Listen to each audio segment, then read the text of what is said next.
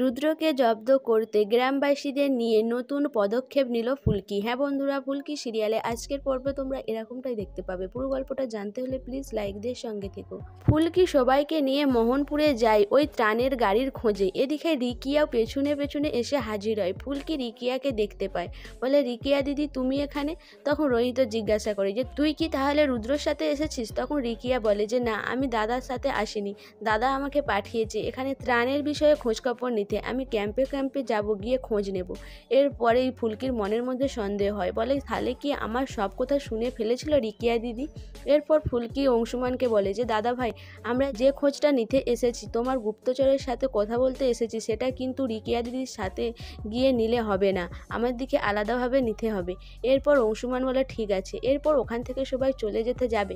সেই সময় পারমিতার গায়ের উপর একটা ডাল ভেঙে পড়ে যেতে যাবে, সেই সময় অংশুমান ধরে টেনে নেয়। অংশুমান পারমিতাকে জড়িয়ে ধরাতে সেটা দেখে রিকিয়ার মনে খুব রাগ হয়। সে অংশুমানের দিকে তাকিয়ে থাকে। এরপর ফুলকি বলে যে রিকিয়া দিদি যেভাবে তাকিয়ে আছে, মনে হয় দাদা ভাই দিদিকে মনে হয় ভস্ম করে দেবে। এরপর ফুলকি বলে যে চলো এবার যাওয়া যাক। এরপর সবাই চলে যায় ক্যাম্পের দিকে। ফুলকি আর অংশুমান ওখানে দাঁড়িয়ে থাকে।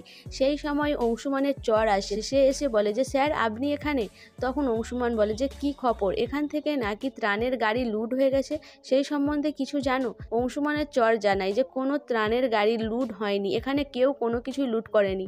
আমরা দেখেছি দুটো গাড়ি এসেছিল, তারপর হাওয়া হয়ে গেছে। এই মোহনপুরেই এক অনেক গুডাউন রয়েছে, মনে হয় ওইগুলোর মধ্যে কোথাও রয়েছে। এরপর অংশুমান বলে যে কিছু টাকা দিচ্ছি, তুমি যাও আগে ওই খোঁজটা ভালো করে বার করে এনো, আমাকে তাড়াতাড়ি জানাবে। এরপর লোকটি বলে যে ঠিক আছে আমি যাচ্ছি। এরপর ফুলকি বলে যে দাদা ভাই আমার দিকে গিয়ে জামাইবাবুকে চেপে ধরতে হবে, মনে হচ্ছে জামাইবাবুই সব ত্রাণের জিনিসপত্র লুট করেছে। আমার তো সন্দেহ আগে থেকেই হয়েছিল, এখন আমি নিশ্চিত। এদিকে রিকিয়া যখন ফোন করে রুদ্রকে সব কথা জানায়, তখন রুদ্র রেগে যায়। এদিকে শালিনী আর ঈশিতা রুদ্রদাকে নানা রকম কথা বলতে থাকে, যেটা শুনে রুদ্র রেগে যায়, বলে আমাকে আমার কাজ শিখিও না, ওই ফুলকিকে আমি দেখে নেব। তখন শালিনী বলে যে অনেক তো দেখলে ফুলকি, তুমি কিছুই করতে পারোনি আর পারবে না। এই সব কথা ঈশিতা আর শালিনী যখন বলে, রুদ্র তার দিকে বলে যে আমার অফিস থেকে বেরিয়ে যাও, আমাকে কোনো রকম ভাবে জ্ঞান দেবে না। এরপরে ঈশিতা আর শালিনী বেরিয়ে যায়। এরপরে রুদ্র মনে মনে ভাবে যে ওরা বেরিয়ে গেছে যেমন আবার সুরসুর করে এসে হাজির হবে।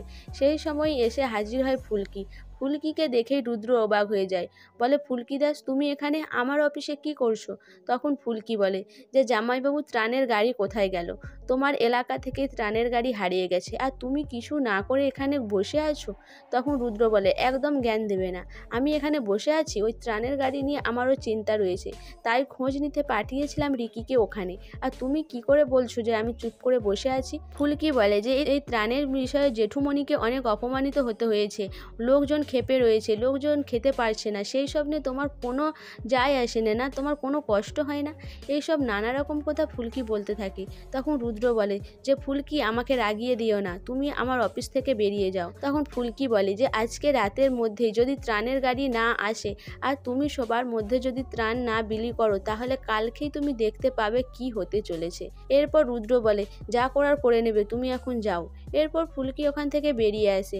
ফুলকি বলে যে আমি কাকেও কিছু না জানিয়ে এই পদক্ষেপটা নিয়েছি, আমি জানি না ঠিক করছি কিনা। এরপরে ফুলকি রুদ্রর বাড়ির সামনে গ্রামের লোকজনকে নিয়ে ধর্নাতে বসে, আমাদের ত্রাণ আমার দিকে পাইয়ে দাও, না হলে আমরা এখান থেকে কোথাও যাব না, এই বলে স্লোগান দিতে থাকে ফুলকি। এদিকে লাবু সব কথা শুনে রুদ্রর হয়ে সবার কাছে হাত জোড়ো করে ক্ষমা চায়, বলে আমি তোমাদের পাশে রয়েছি, আমিও বলছি রুদ্ররূপ সান্যালকে ত্রাণ দিতেই হবে। এই সব দেখে রুদ্র ভয় পেয়ে যায়। রুদ্র বলে আর কিছু করার নেই, আমার দিকে যেভাবে হোক ত্রাণ সবার মধ্যে বিলি করে দিতে হবে। বন্ধুরা, ফুলকি যে রুদ্রর ব্যাপারে এত বড় একটা পদক্ষেপ নিল, রুদ্র কি এত সহজে ফুলকিকে ছেড়ে দেবে? তার হাত থেকে যে সব ত্রাণ বেরিয়ে গেল, সে কি ফুলকিকে ছাড়বে? তোমাদের কি মনে হয় অবশ্যই আমাকে কমেন্ট করে জানাবে। আর আমার ভিডিওটা ভালো লাগলে প্লিজ সাবস্ক্রাইব করে দিও, আর লাইক কমেন্ট শেয়ার করো।